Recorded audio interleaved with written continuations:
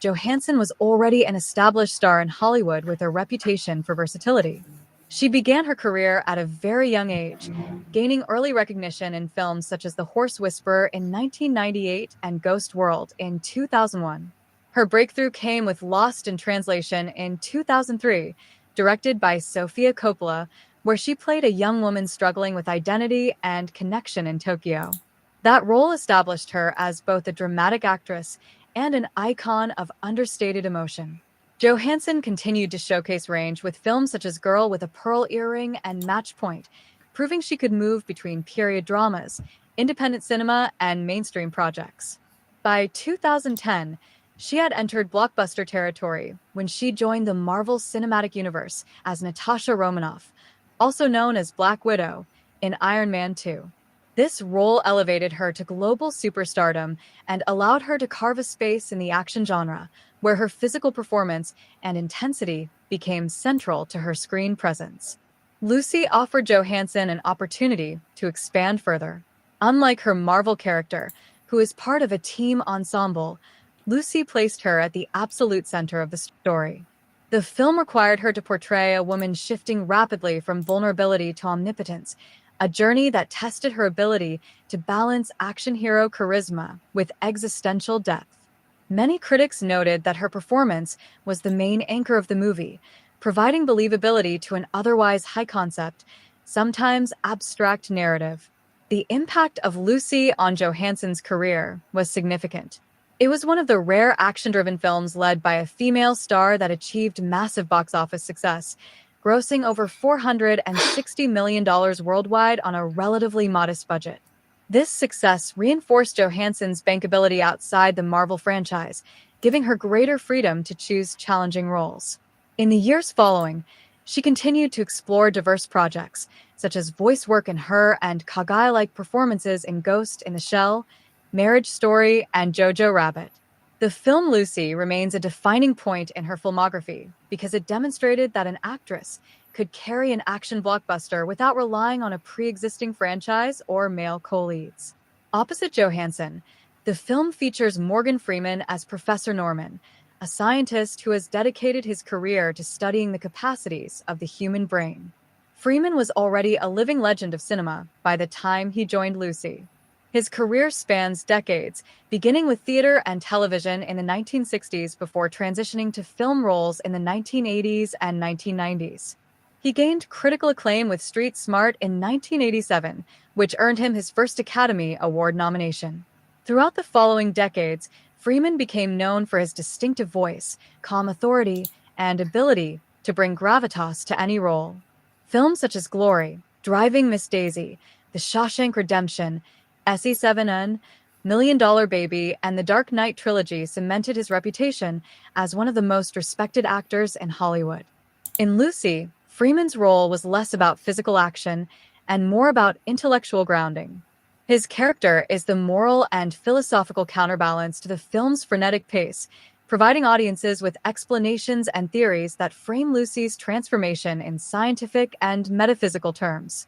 Though the character could have easily been overshadowed by the more spectacular elements of the story, Freeman's presence lent credibility and a sense of seriousness. His established persona as a wise, guiding figure helped audiences accept the film's more far-fetched scientific concepts. While Lucy was not a career-changing project for Freeman in the way it was for Johansson, it reinforced his ongoing legacy of being the voice of reason and wisdom in cinema, and it introduced him to a new generation of moviegoers drawn by the action-driven narrative. The main antagonist in the film, Mr. Jang, was played by Choi Min-sik, a highly acclaimed South Korean actor best known internationally for his role in Park Chan-wook's Oldboy, released in 2003. In Oldboy, Choi gave a visceral and unforgettable performance that became central to the global rise of South Korean cinema in the early 2000s. Before Lucy, Choi was already celebrated in his home country for films such as Shiri and I Saw the Devil, both of which showcased his remarkable ability to convey intensity and emotional depth. Casting Choi as the villain added an international dimension to Lucy. His portrayal of Mr. Jang brought a different kind of menace than typical Hollywood antagonists. He played the character with a mix of brutal violence and cold detachment, providing a grounded contrast to the increasingly cosmic scale of Lucy's evolution. Choi's presence also emphasized the global ambitions of Luc Besson's casting choices, bridging Asian and Western cinema. Although Lucy did not redefine Choi's career in the same way that Oldboy had, it did expose him to a wider global audience who may not have been familiar with Korean cinema. For Western viewers, his role introduced them to a performer whose intensity transcends language barriers, while for Choi, it marked one of his few major Hollywood projects. Another notable member of the cast is Amr Waite, an Egyptian actor who played Pierre Del Rio, a French police officer reluctantly swept into Lucy's escalating situation. Waite was already an accomplished actor in Egypt, known for both film and television work, before breaking into international cinema with roles in projects such as Syriana and Salmon Fishing in the Yemen. His casting in Lucy reflects Luc Besson's tendency to blend different nationalities and cultures in his films, creating a sense of universality. Wake's character provides a human anchor in the narrative, representing the everyday person caught in forces beyond comprehension. His chemistry with Johansson was understated but effective, creating moments of humor and empathy amidst the chaos. The supporting cast also includes an array of French and international actors who contribute to the film's multicultural texture, such as Julian Reintut and Pilouis Fake. Each brought their own regional flavor, further reinforcing the film's identity as a globally conscious production. When Lucy was released in 2014, it was not simply received as another sci-fi action film, but as a cultural flashpoint that provoked conversations, debates, and creative echoes across different parts of society. The film's premise, built on the often cited but scientifically inaccurate idea that humans use only a small fraction of their brains, tapped into both popular myths and deeper philosophical questions about potential, intelligence, and the human condition. Though it was met with mixed critical reviews, its cultural impact was undeniable. Lucy became part of conversations about gender roles in cinema, the role of science in popular storytelling, and even discussions about spirituality and transhumanism. One of the most immediate cultural contributions of Lucy was its position in the ongoing dialogue about women in action cinema. Historically, Hollywood action films were dominated by male leads, with female characters often relegated to supporting roles or narrowly defined stereotypes. While there had been notable exceptions such as Sigourney Weaver in Alien, Linda Hamilton in Terminator 2, and Uma Thurman in Kill Bill, it was still rare in the 2010s for a female lead to headline a big-budget, effects-heavy action film without the backing of an ensemble or franchise. Lucy challenged this pattern. Scarlett Johansson carried the entire narrative almost single-handedly, moving from a terrified victim at the beginning to a transcendent being by the end. The film's box office success proved that audiences around the world were more than willing to embrace a female-driven action film. This, in turn, helped influence the industry's perception of women-led blockbusters, paving the way for more projects such as Wonder Woman, Captain Marvel, and even Johansson's own Black Widow solo film years later. Beyond gender representation, Lucy also contributed to popular culture through its use of science and pseudoscience. The central conceit that humans use only 10% of their brains was widely debunked long before the film's release, yet it remained deeply ingrained in pop culture. By building a story on that myth, Lucy reignited public debates about how science is portrayed in media. Academics, journalists, and science communicators often pointed to the film as an example of how Hollywood bends facts to fit narrative needs. Interestingly, this criticism also worked in the film's favor as it kept it in the public conversation long after its release. People discussed not only its scientific inaccuracies, but also the philosophical questions it raised about human evolution, artificial intelligence, and the future of consciousness. Even if the science was flawed, the ideas it presented sparked curiosity, especially among younger viewers who were intrigued by the notion of unlocking hidden potential. Lucy also resonated in spiritual and philosophical discussions. The final act, where Lucy evolves beyond physical existence and essentially becomes omnipresent, invited interpretations from religious, metaphysical, and transhumanist perspectives. Some audiences saw parallels between Lucy's transformation and ideas of enlightenment found in Eastern philosophies, where transcendence means shedding human limitations. Others interpreted it through a technological lens, connecting her transformation with discussions around singularity and artificial intelligence.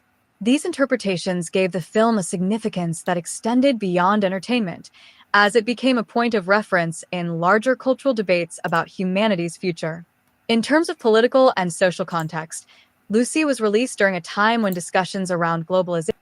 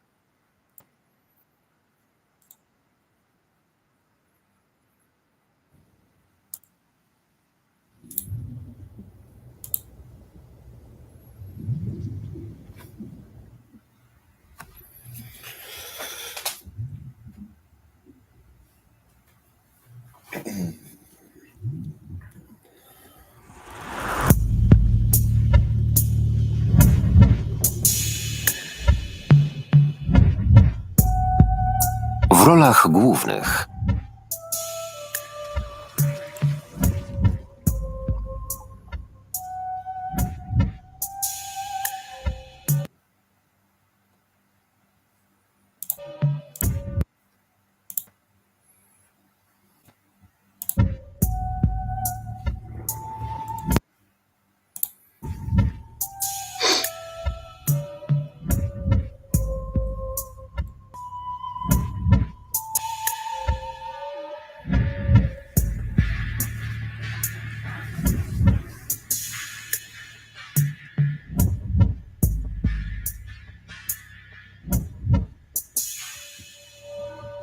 Lucy.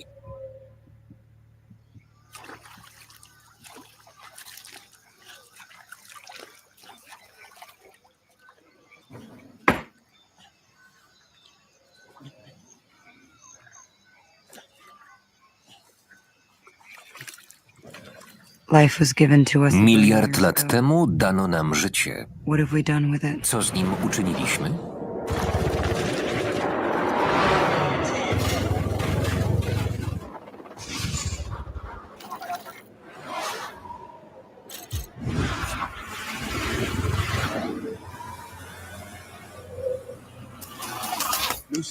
Lucy? To łatwizna. Wchodzisz, wychodzisz i z bańki. Sam to zrób. Gość się nie spodziewa, że teczkę przyniesie taka laska. Mózg mu się zlasuje. Co w niej jest? Kotku, skończ z tą paranoją. Ufasz mi, nie?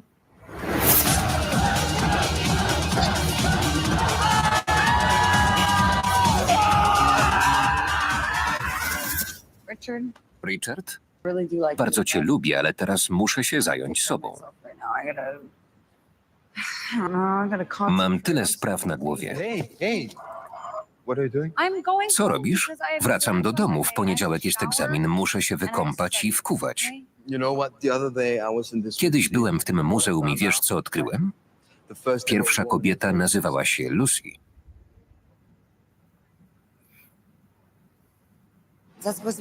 Mam się poczuć lepiej? Tak. Nie. Zadzwonię. Dobra. Będę szczery, nie mogę sam doręczyć teczki. Poprztykałem się z gościem. Nic wielkiego, ale ty załatwisz sprawę. Wchodzisz, idziesz do recepcji i prosisz pana Janga. On bierze teczkę, przesyłasz mu piękny uśmiech i znikasz. Stąd nawet widać recepcję.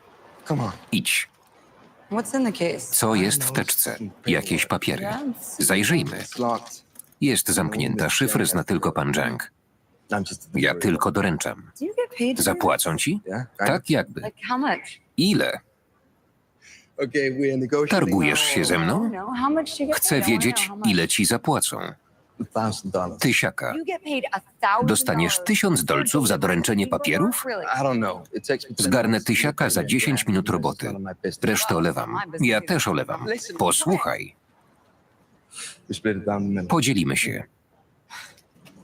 500 dla ciebie i 500 dla mnie. Zadzwonię. W tym hotelu już 3. raz pokazuję się w tym samym kapeluszu. Kłopot z głowy. Idź, zaczekam tu. Doręczałem setki razy. To papiery. Pewnie rąbnęli projekty, żeby robić podróbki. Tak działa ten kraj. Mój Stetson jest stąd. A widzisz naszywkę? Wykonano na Tajwanie. Żegnaj, kowboju w lipnym Stetsonie. Proszę cię, muszę lecieć.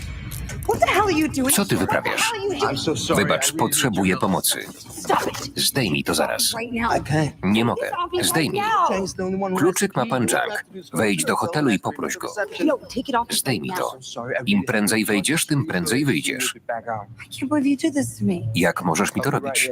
Daję słowo, że zaczekam. Twoje słowo jest nic nie warte. Dokładnie 500 z góry. Palant, cudna jesteś.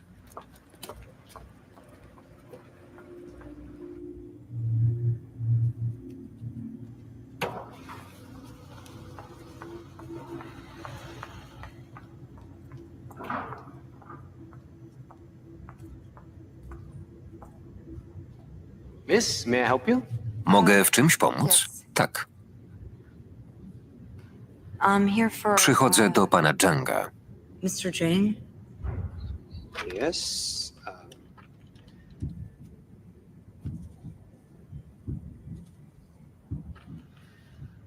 Who should I say is here? Kogo mam zaanonsować? Richard? Richarda.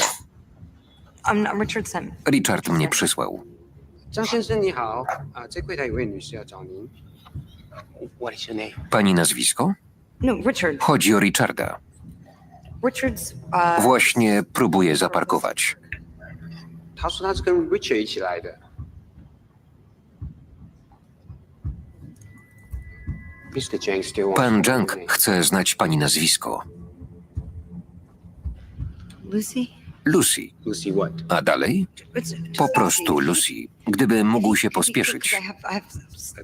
Chwileczkę, przetłumaczę. 先生他说他叫做 Lucy，他只愿意告诉我这么多而已。好的。Mr. Jang 让 Pan Jang już idzie. Proszę tu zostać. Can I sit? Mogę usiąść? Jang said you need Pan to Jang stay powiedział, żeby pani została, więc lepiej niech pani stoi. right. Excuse me. Przepraszam. Regent Hotel. Hotel Regent? 机场后大概1个小时，但我可以先帮你查一下你的班机什么钟时。不用担心，要乘飞机之前，机场的专员都会照顾你的。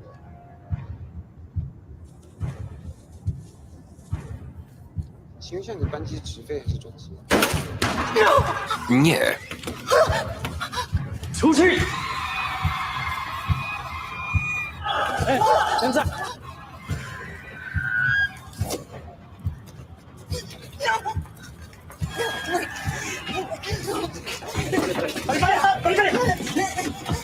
！Proszę, puśćcie mnie.